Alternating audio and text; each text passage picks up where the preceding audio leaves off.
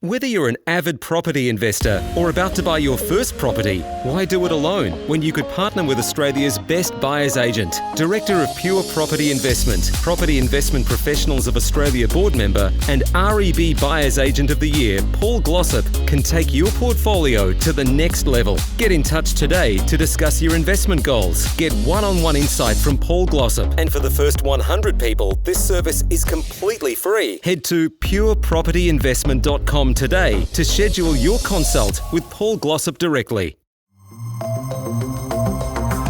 Welcome to the Smart Property Investment Show with your host, Phil Tarrant. Hi everyone, it is Tom Panos with Phil Tarrant. It is that time of the week where we do what's making headlines. And today we are going to also include a couple of polls to get people involved in the discussion.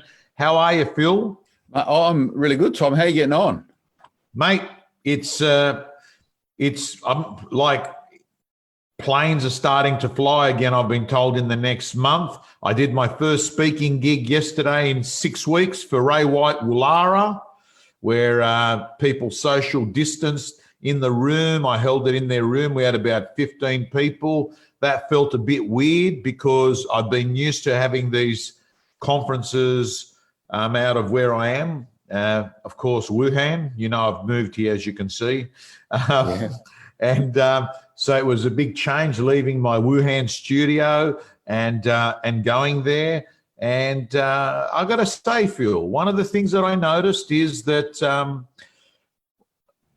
the big difference between doing a virtual conference and a face-to-face conference is I've got the ability, because I do 200 of these a year and I've been doing them for, decades now. I have the ability to actually get intuition while the event's going on. And what actually happens is you adjust, because you pick up nuances. You pick up when you say something and you see all the pens go up and they quickly write, or when you see people's eyes light up, or when you see people disconnect, you sort of know that's giving you this quick feedback, and it's a skill that takes a while to learn, because one-on-one, when you're doing it to a customer, it's easier. But when you're doing it in masses and you're speaking publicly, it's all happening at rapid speed, where you're saying more of that quickly, adjust there, read the play. That is something that you struggle on with Zoom.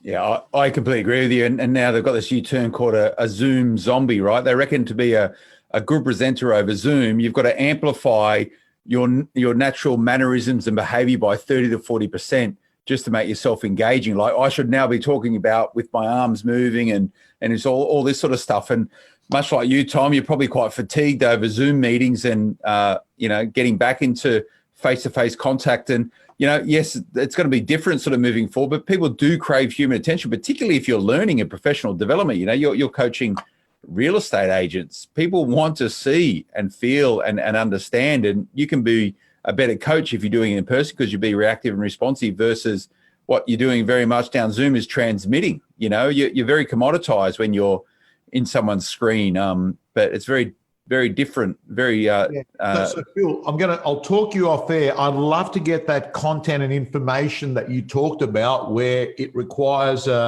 excessive amplification of what you would normally do, because I have to say, I have noticed that. And I did a conference yesterday for the LJ Hooker Network after the Ray White one, which was done virtually.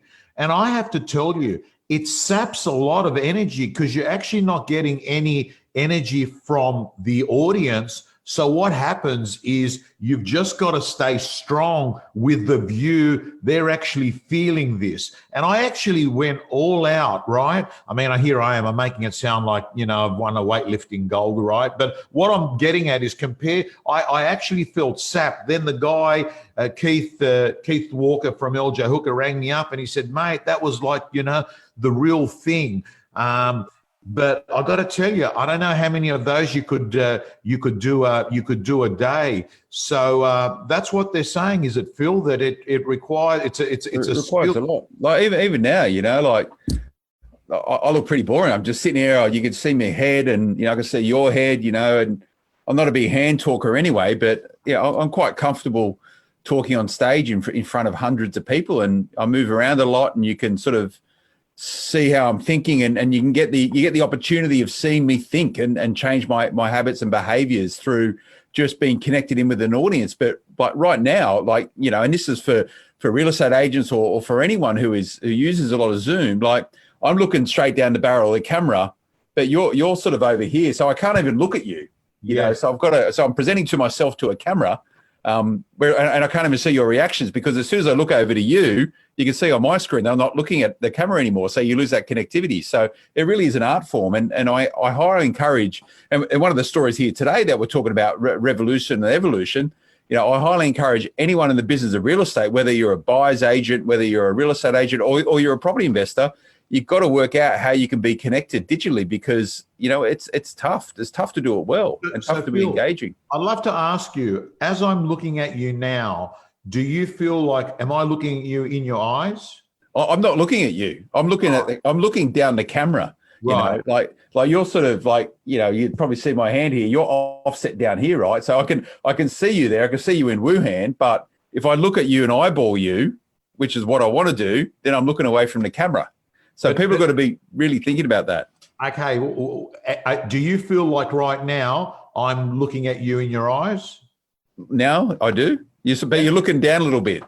Okay, so it's very interesting, because what I'll say to people is that, and I'm doing this through trial and error, you can actually move the image of the person you're speaking to as close as possible to the actual camera lens, right? So what it basically means is that you don't have this total shift from looking, and it is terribly hard. It's terribly hard to actually be looking at a lens and then mixing up and saying, "Oh, I'm talking to the person." So you are absolutely right. It's a big secret with selfie photos as well. Whenever you're doing a photo with another person, you always say, don't look at the actual screen. You're actually looking at the lens, right? You're actually not looking at yourself.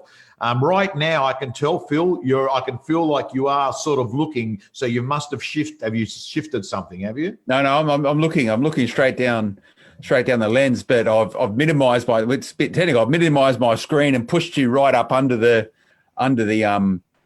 camera. So it's you're just outside of my peripheral vision. But if I look at you like this, does it still look like I'm looking at the camera? That I'm eyeballing you now on screen. Correct. You're not looking to the side like you were before, and that's an improvement. And listen, we weren't going to talk about this topic, but I want to touch on it, because I believe that one of the articles that you ran includes one of my clients, Michael Clark, who I think got number 2 in REB off the top of my head. He's from Clark and Hummel. And the story was, and it was running in REB, it's not a revolution, it's more an evolution. And he went on to talk about, it's reinforced to me that my team, that we are possibly paid to do, is get the best possible price we possibly can for our current vendors, calling it an evolution, not a revolution. Mr. Clark said the technologies that have been deployed more widely since COVID-19 became an issue aren't all that new in the industry, whether it's phone or Zoom, or whether the vendor reports are emailed through, the quality of communication remains the most important thing, Phil. And I will just touch on that and say, if you are going to be doing more vendor meetings, if you're an agent on Zoom, if you are going to do the occasional pre-auction reserve meeting with a vendor or a buyer meeting, I do suggest actually taking the ante up. And I said it to Gav Rubenstein yesterday. I did a webinar with him. He was exceptional. And I said, because Gav is obsessive about brand. And I said to him, because he said, "What feedback do you give me?" And I said, "Listen, if you're going to be doing it more regularly, get yourself a microphone, right? Because we clearly know there is a gap between what goes in a computer and what goes through a professional mic." Number 2, get yourself a webcam, because we clearly know that a webcam sitting on top of your laptop is going to provide not that grainy look. I presume you've got a webcam there, because you've got a pretty good video coming through. Am I right? Yeah, it's a HD 180 pixel type thing. It's a proper webcam. Okay, so you got that. So, and then the third thing is, and I don't know whether you've got any, you might have windows coming through. Have you got lighting there, Phil? Yeah, I do. So I look out. So rather than having the shadow, the light behind me, I look at the light. And once all this COVID thing started, I went, oh look, I'm going to do a lot more video stuff. So I'll attempt to make my background a little bit better. I've done it sort of okay. There's a bookshelf there, and some little things just to give it a bit of at least a bit of depth. I've got like a proper microphone and everything, so you get the right speakers. But to this point with Michael Clark and using technology, the need to communicate is as relevant today as what it ever has been. But if you think about the points of difference, or what real estate agents thought the points of difference were, it was having a nice suit, rocking up at an appointment in a very nice car. Like all that largely is irrelevant now, because it's what people see and feel from how you present in a digital environment. Good lighting, good background, well dressed, good sound, good cameras. This is the big point of difference now, and it's not that difficult. As long as you just get something going and you can improve it and finesse it over time. There's a lot of really good articles out there on the internet about how to set your stuff up in order to be a better Zoom presenter. And I even know there was advertising in the Financial Review just the other day. I was flicking through the paper of you can buy an all-in-one setup now to effectively Zoom, camera, mic, all the whole kit and caboodle. So it is the new way. Yeah, and the other day we were doing ARIC's legend. The ARIC conference has been done virtually. We just did 4 days of events. And Susan said to me before going on air, I woke up in the morning, I had a, industry top on, and she goes, oh, I think you're the most underdressed there. And just before we went on air, a minute before, I got changed. And I think there is, I'm noticing Zoom dress wear, particularly this week, that people are out and about more. What I'm noticing, and I'm just going to quickly take this off here, Phil, like they're the Zoom shoes, right? Right? So what actually happens, Phil, is that I'm seeing an increasingly group of people out there buying a takeaway coffee, and they've got a nice shirt on top, and then what you notice is it goes down as you go down the body, right? Sometimes you see the occasional shorts, sometimes you see the Ugg boots. But what's becoming very clear is you want to be a pro. If you're in the service business, you want to make sure, have your best lighting, have the best sound, have a good webcam, and then make yourself that when you show up, whether you like it or not, you might have a story in your head, Phil, that is, hey, but everyone gets it. It's COVID-19. But people still make a decision about you, whether you're dressed with a collared shirt or whether you're sitting there on a sofa with your dog barking on you, having a phone that comes on and off because you've actually decided just to use your mobile phone as your Zoom, cuts in and out as calls coming through, takes 30 seconds to come on. At the end of the day, that is a communication experience with a client that will affect their decision making. So if you've got two people that are equal the same, the person that's taken the effort to actually provide a better presentation using technology will win. Oh, yeah, it is. And it's, I think people are starting to dress down a lot more, and it'll happen in real estate as well. Just before jumping on this Facebook Live with you, Tom, I was on a Zoom call with a senator who is down in Canberra. And normally when I meet anyone from Parliament, whether it's a senator or a minister, I would always wear a suit, number one. And whether or not I actually wore a tie, I'd determine on the day depending on who I was actually meeting. So I would dress very, very formally.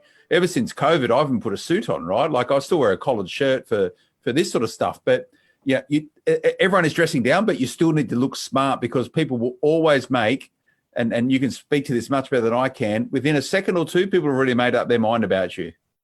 Oh, 100%. I think the research is 20 seconds, most of the communication is going to take place, and you've got to be damn good to get them to change that first impression. You never get a second chance. I want to ask the audience out there, and I know that Susan has got a polling facility set up today, and the poll I want to ask is, let's see what people think of what Michael Clark from Clark and Hummel has said. And that is, do you think the way real estate agents operate in the marketplace is going to change after COVID-19? Will the learnings actually sort of be carried through, or are we going to be like a person that goes into rehab, comes out of rehab, and pretty much just enters the world as it was prior to rehab? I'd love to know. The same habits, and I'm sure that will be a lot of people. Have you a little bit off topic but connected? Have you changed any of the content within the real estate gym to start focusing on presenting in a digital world or selling real estate through Zoom? Is that something you've worked up yet?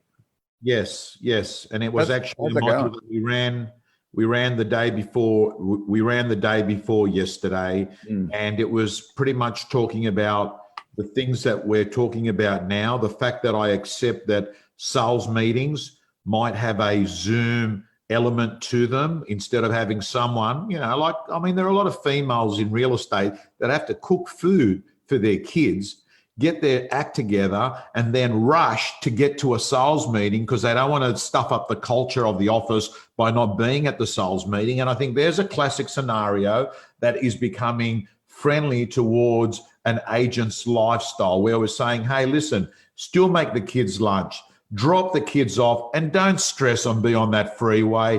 Go back and actually have the meeting at home. You can contribute. You can see what's happened the week, what was sold, what wasn't, what's price reduced. And then you can go from there potentially to your first appointment. You've missed out the peak traffic between 9 o'clock and 10 o'clock. And, you've gone to an appointment or you make some phone calls from home. So the answer is, Phil, yes, the content has been starting to change.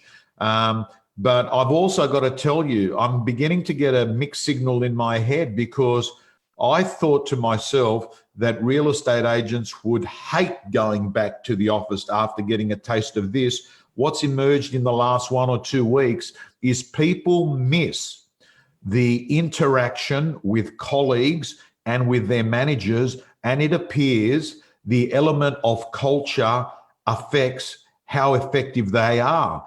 And many of them have said to me, Phil, that they found the kids being a distraction at home and trying to work, but kids have gone back to school, or most have. And Phil, but what they are saying is that they love and underestimated the power of the feeling of being in the office. What's your team been like? Yeah, they're now coming back. We've worked up a step plan to get people back in the office, three stages in line with the guidelines from the health authorities. So, I've personally been coming to the office every single day. And sometimes, in the depths of COVID, I was the only person here. I'm fortunate I just live down the hill so I can walk up. I like to separate home and office, so it works for me coming in here. But, we've had people now starting to come back in and they do enjoy it. I read a really interesting article over this week, Tom, and it said, and this stat might not be exact, but it's pretty close, that 70% of females who come back to the workforce after having children cite going to an office to collaborate and connect with people as the primary reason helping to drive them back into the workplace. So the fact that they like going into an office environment because they get to connect with people and probably have very different conversations than what they might have at home with children. And I think to me that just really reinforced the fact that people crave human contact. The whole last 15 years has been about, building workplaces where people come together and connect and they collaborate on projects and everything's built around that. And by and large, I think that same psyche exists because I think we perform better when we are together. We're just not able to be as close to each other anymore. So, I think it'll be a big curve. I think you'll see more people coming back into the office in time. But, largely, I think we'll see this in our organization is that you get a bit of a hybrid. I think a lot of people can work effectively at home over a day or two and to do some deep thinking or work on a specific project. But I think you need to connect back in with your team and connect back in with the community, the village regularly, because that's how, it's good for your mental health. It's good for, your endorphins, and it means you get the best of both worlds. And that's the approach that we'll take. Are low interest rates impacting on your investment returns? It's time to rethink. Rethink Investing creates wealth for clients through the strategic purchase of positively geared, high cash flow commercial property. Industrial properties, retail assets, or office spaces can be a smart investment option that produces significant and long-term return on investment. Rethink your investment options and look to commercial property. Learn more at rethinkinvesting.com.au. Rethink Investing, Australia's #1 commercial buyers agency. Yeah, well, one of the things that I'm following through is at the moment, a lot of these smaller real estate new setup companies that allow people to work from home, work from the cloud. They've been around a while. There's some new ones around or emerging. That model versus so an agent sort of, getting paid a higher split, not having resources of an office, versus the traditional model where you've got an office, lots of culture, lots of support, lots of training, lots of interaction between members. So we're going to follow that through, and I'd love to talk to you about this subject with you over the next coming weeks where we have more information of some of these new players entering the market. One of the stories that I'd love to talk to you about, and it's got to be the hottest story in anyone with business, is the view about real estate prices. Like,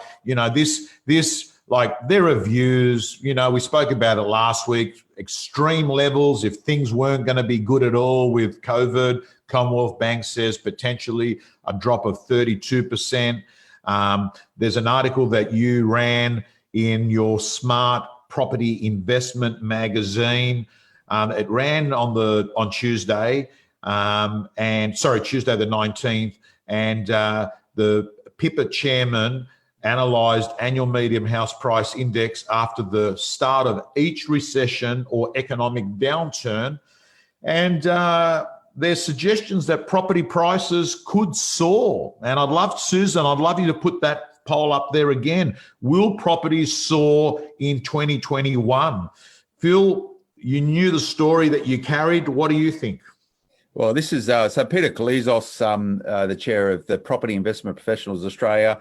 Look, I'm data-driven with most of my decision-making, but I always look for the narrative around it. The quote here was, the moral of the story is don't panic. So I imagine this was a reaction to some of the rhetoric coming out from some parts of the market talking about 30, 40, 50% drops in house prices.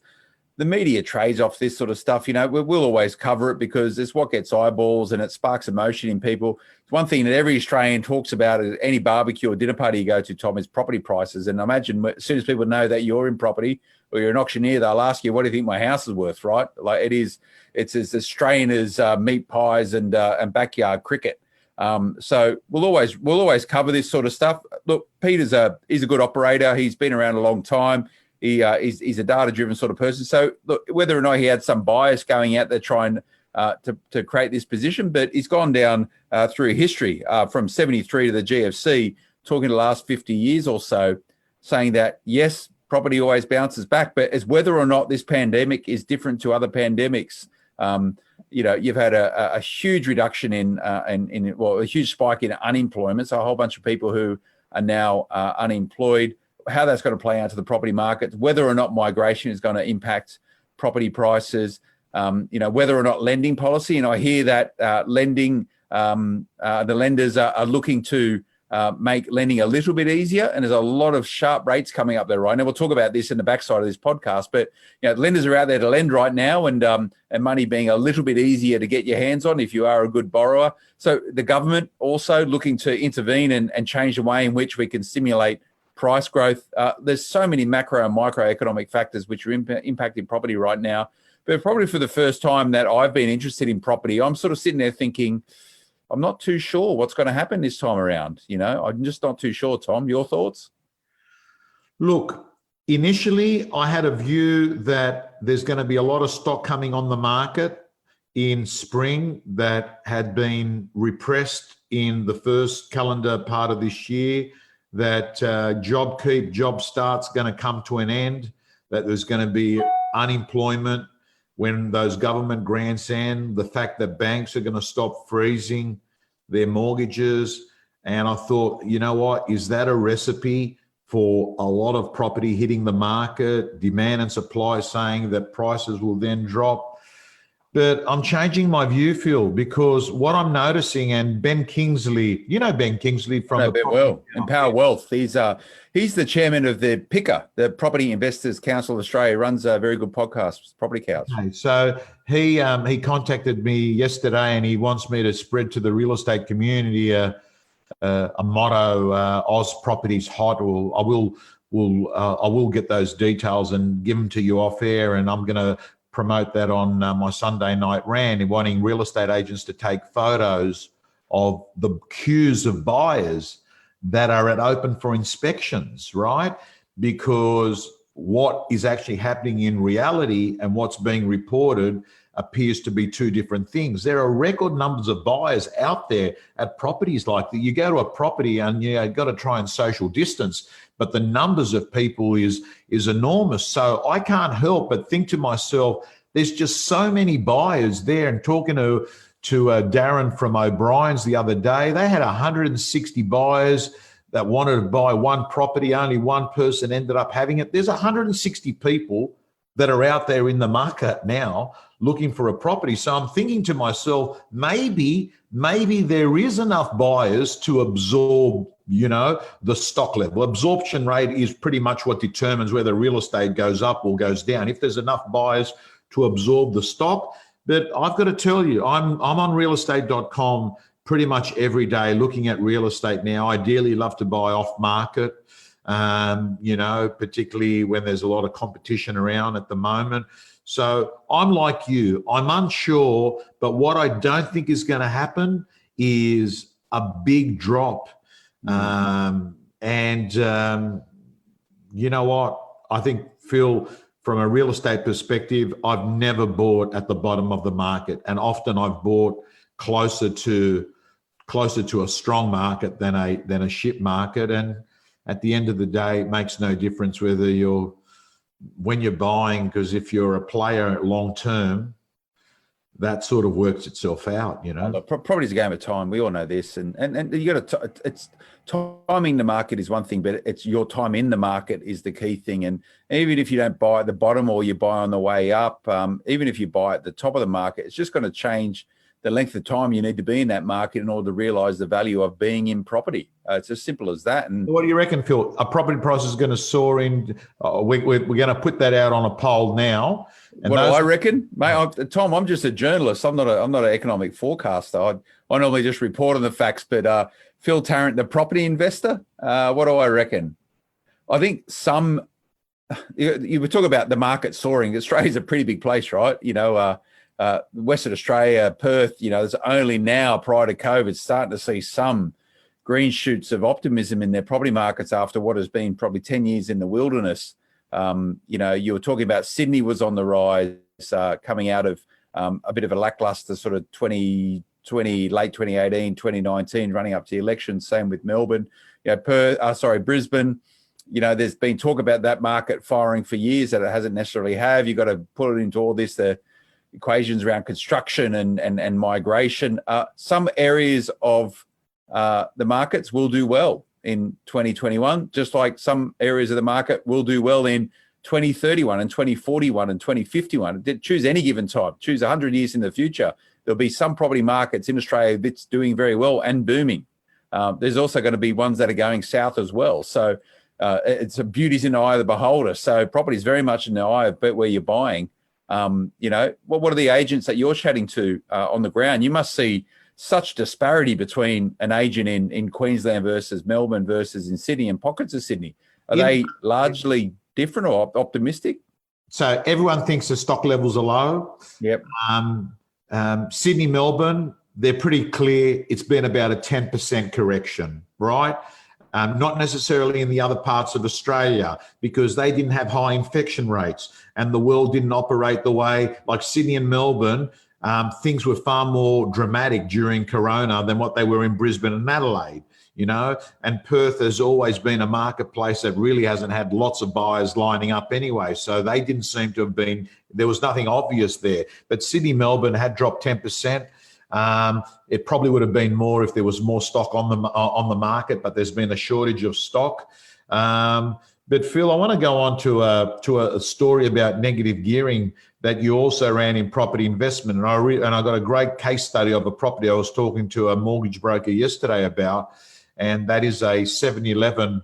A 7-Eleven, a lot of 7-Elevens have actually been put on the market because they want to take cash and they feel they can do better things with their cash. 7-Eleven is the third largest private company in Australia, and there was a property there that I was looking at, 6% net return. The broker said to me, "You'll probably pick up money, 15-year lease, you'll probably pick up money at 2.5%.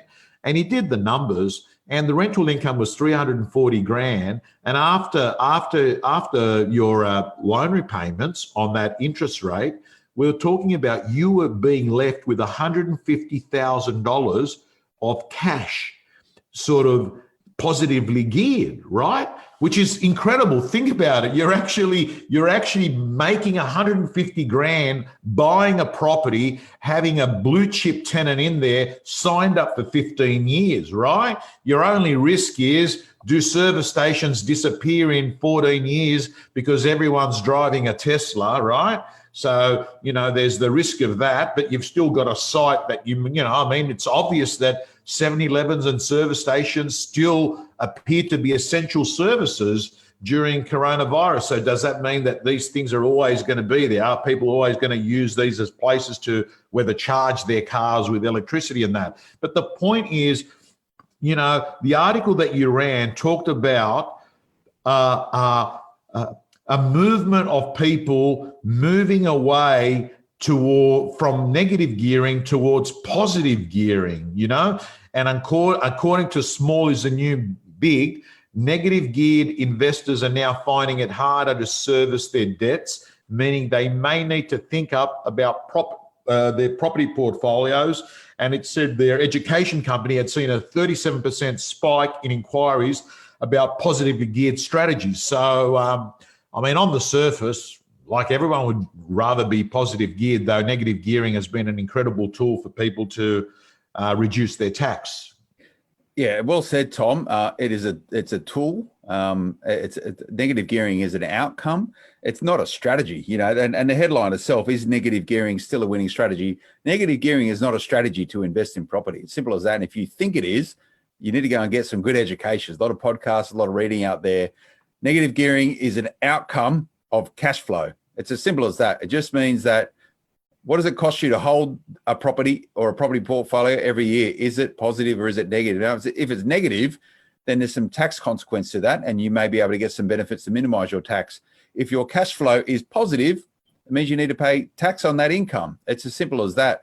A lot of people, and this is probably one of the biggest misconceptions in property I've seen since I've been in property, is that people invest in property for the purpose of negative gearing, i.e., I'm going to invest in property, you make a loss on it, so I get a tax deduction.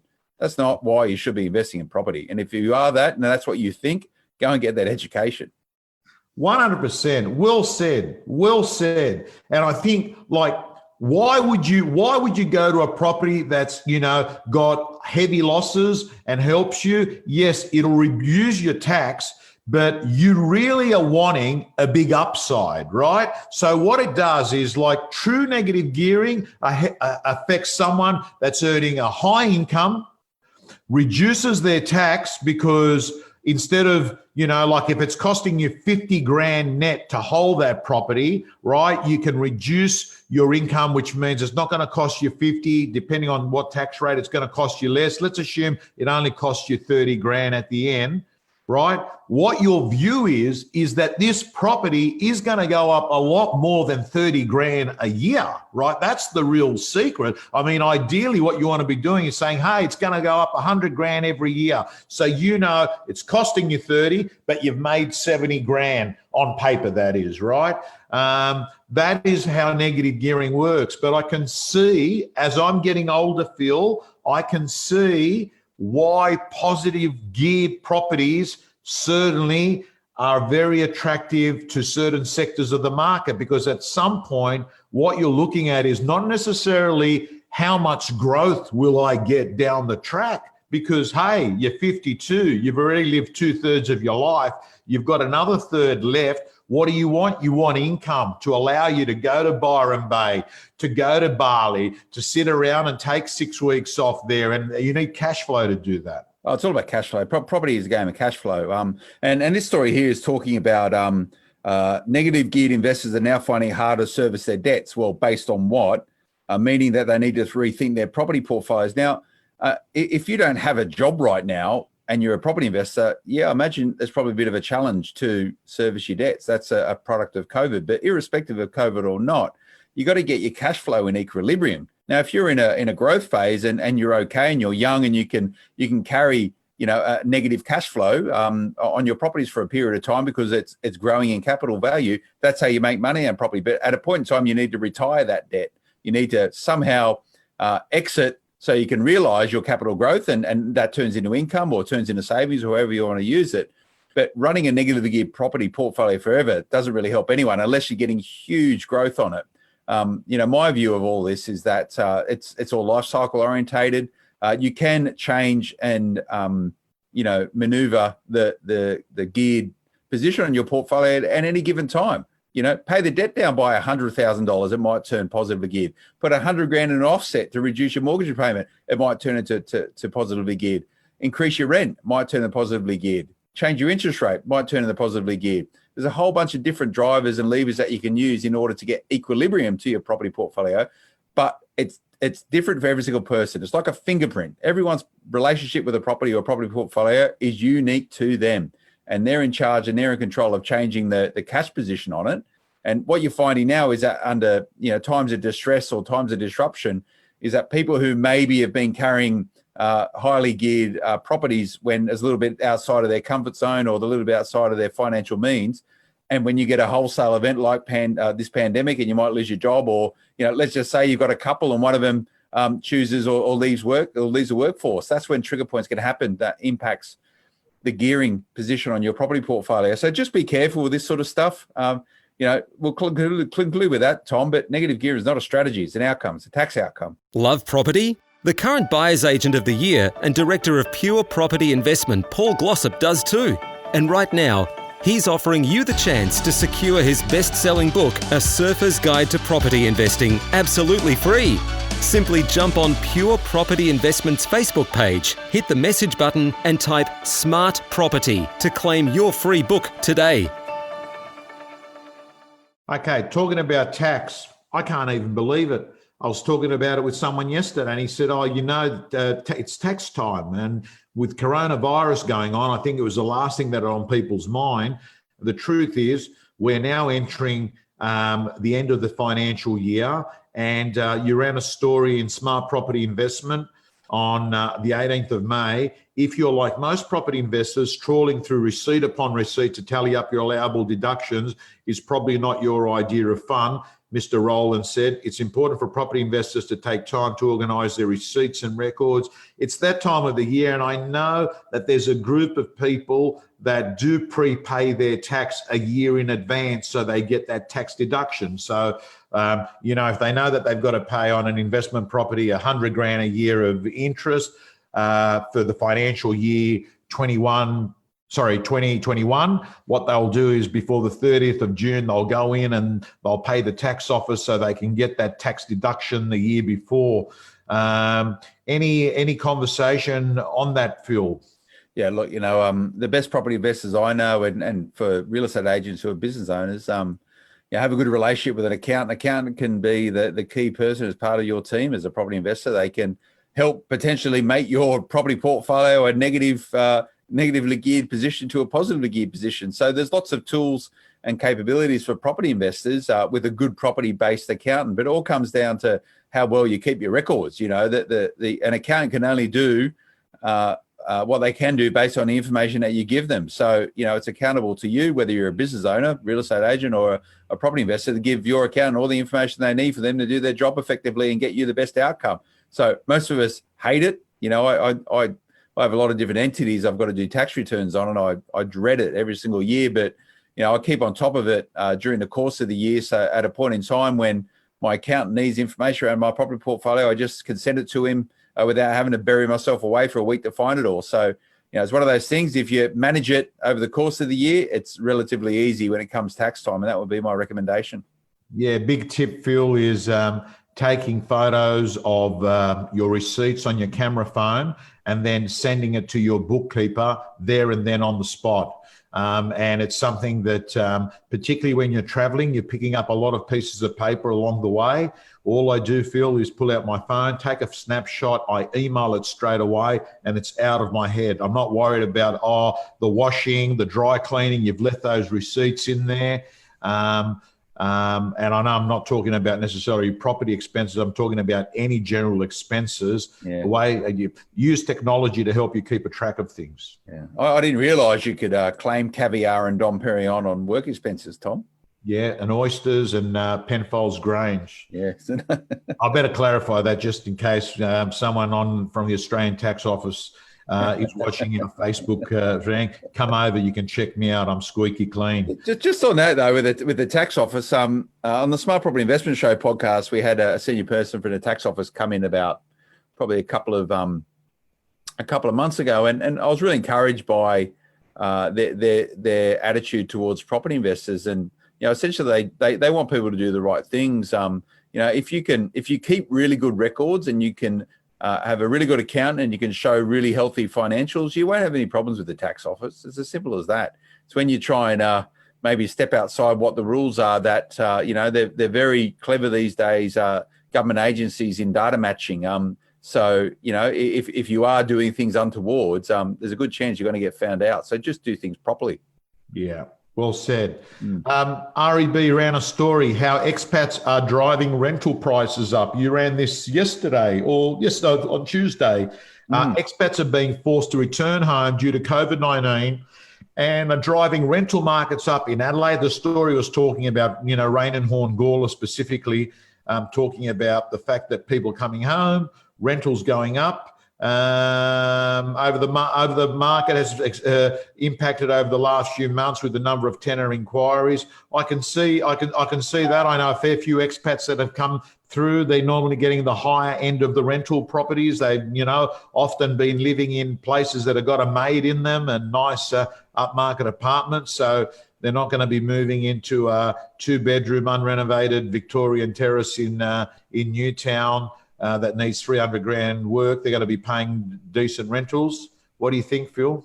Yeah, I think you're going to see, supply and demand. There's always dynamics irrespective of the market, and you've seen a huge reduction in international students. And I think of even the Sydney market or the Melbourne market, huge academic towns.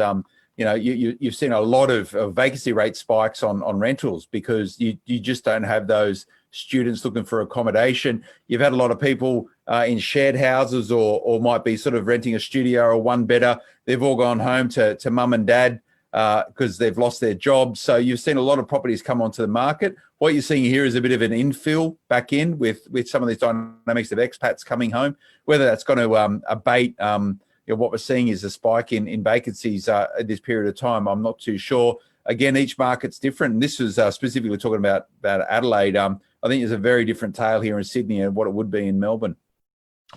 Okay. Phil, this one's a good one because I was talking to Bernard Desmond yesterday, who's a broker that's won many of the awards that you've had for Better Business and incredible mortgage broker. And he said to me, Tom, mate, interest rates are down low as 2% and with some of the banks. And I'm reading this story here. FBAA issues warning over fixed rate trap.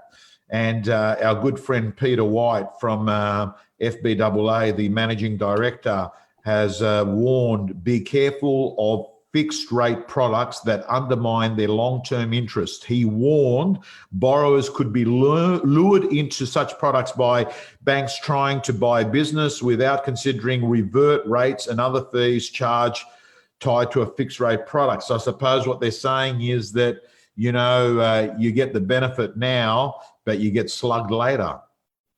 Yeah, it's a really important point for property investors, but also for mortgage brokers as well, who are supporting or advising property investors. And Bernard Desmond, if you're watching this, hope you're well. He won Broker of the Year, Tom. I remember being at the Star sitting with you at the Australian Broking Awards a couple of years ago now, when he was celebrating his win. He was pretty happy about that. So one of the young up-and-coming brokers in Australia. But, it's incumbent on brokers to support clients about and property investors or owner-occupiers around the consequence of fixed-rate products. And yes, they might be very, very sharp rates that you can lock in right now, but with that, you lose a lot of flexibility. So for whatever reason, if you want to refinance that home loan, if you want to do an extension, if you want to sell the property of, all this, you want to refinance it to try and extract some equity to leverage into another property, it can get very, very, very expensive to try and unravel a fixed rate product. So this is what Peter White's alluding to. A lot of people chase rate when it comes to investing in property or buying an owner pocket a house. And it's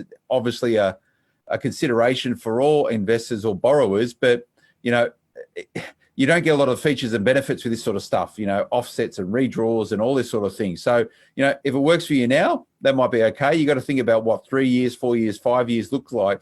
And I went through a process probably about 12 months ago, Tom, of, back when our interest rates on our property portfolio was really high, and I went through trying to understand how I could bring them down. So I fixed in a lot of stuff, but I didn't fix a lot of other mortgages purely because I probably wanted to do something with the property or with that mortgage at a point in time in the future, and that would inhibit my ability to do so. So be very careful, speak to your broker, understand what a fixed rate product means more than just the interest rate, and heed that counsel. Beautiful. Last story is Senator calls on banks to extend interest-only periods on, you ran that story today, and that's the Senator Dean Smith from WA has urged lenders to extend interest-only periods for borrowers to help reduce hardships during Corona. So essentially what we know is that when you're paying interest only, your monthly repayment is lower because you're not contributing towards the principal, and that there appears to be a period that this is coming to an end. And now I don't have all the detail on the story, but I do know that at various times of the year, interest-only periods come to an end, and all of a sudden owners all face a far larger monthly repayment, principal and interest versus interest only, which is a concern, because what we know is when a lot of these things come off interest only, we can have situations where properties sort of, flood the market as owners can't afford the new repayments. Yeah, again, it's a cash flow consequence for people who are paying down their mortgages. But up until maybe sort of 4 or 5 years ago, every sort of 3 years or so, when your interest only loan term ended and moved to principal and interest, all you had to do was pick up the phone to a lender and say, oh, look, I want to roll over another 3 years interest only, and it'd be no problem at all. Maybe one form, sign it, send it back, happy days.